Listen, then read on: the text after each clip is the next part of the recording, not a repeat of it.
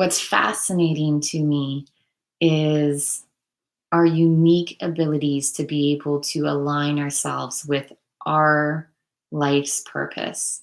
It's a diverse and very unique um, formula that is part of us learning about ourselves. Nobody can give you a formula. Oh, this is my formula here. This is going to work, and this is going to work and be your formula now. It doesn't work that way for a reason. There is no cheating or no being able to take shortcuts in life. Your ability to want to lean into things is going to be your choice and your choice alone. Your ability to be able to be curious and or be judgmental is also your choice, and it'll have two very different outcomes, neither of them wrong, but both of them definitely have some interesting learning experiences that are quite diverse and quite different and everything in between. Okay. So I just want to kind of end off. So when you feel in harmony with your life's purpose, when you're feeling in harmony, I'm going to go a little bit more expanded. When you're feeling in harmony with the universe, with yourself, with your environment, the people in your environment, and you're uniquely connecting to your joy centers, it's these moments in time. They will come and they will flow, just the same as it's important not to grasp onto them and try to cling on, because then they dissipate way faster than they need to. The biggest thing is not to hold or try to control those in and outs. It's just to enjoy it, knowing that it will come up again when you are in that flow state. When you're in the rigid state, it's very similar to my metaphor that I find is really helpful is when you're floating in water. Okay. Those of you that have a hard time floating in water, whether you realize this or not, it's because your muscles, your tissue is solid, and there is a sense of fear, or there is a sense of, again, this could be part of the mind, part of a past story. The relevance is extremely palatable here, though, is when you are in fear in life, just the same as when you are in fear in water, your body tenses and you sink like a rock. When you allow, and it's a choice, there is nobody that can make anybody go relax and choose that for them. When you choose and when you actively, a lot of people need to actually work on this skill.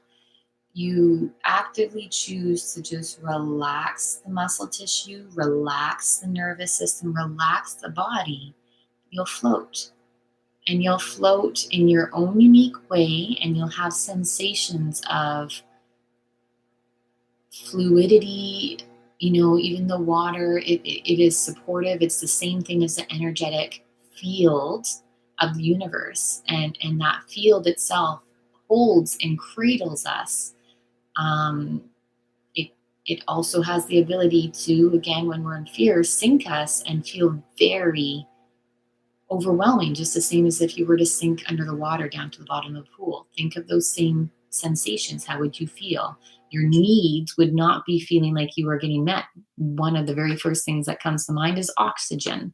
So, feel into that metaphor, but there's so many layers if you so choose to go on this mission, to go on this exploratory journey.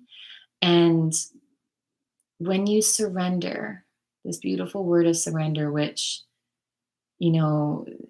kind of is part and parcel with go with the flow, but it's its own word, a surrendering of the elements, a surrendering of what is not in our control creates freedom. It creates the space to then realize we have now the space to manifest what we do want to move forward with, or what we can control in our direct environment, like taking a couple of minutes, doing a little bit of a body tune in. That is something that on a deep level, not just, yes, our world is becoming much more attuned to, okay, we need to take self-care time. We need to make sure we have a couple of minutes that just is all about us. This is beautiful. It's taken us a long time, I think, and it's going to continue. We're going to continue leaning into that, I hope.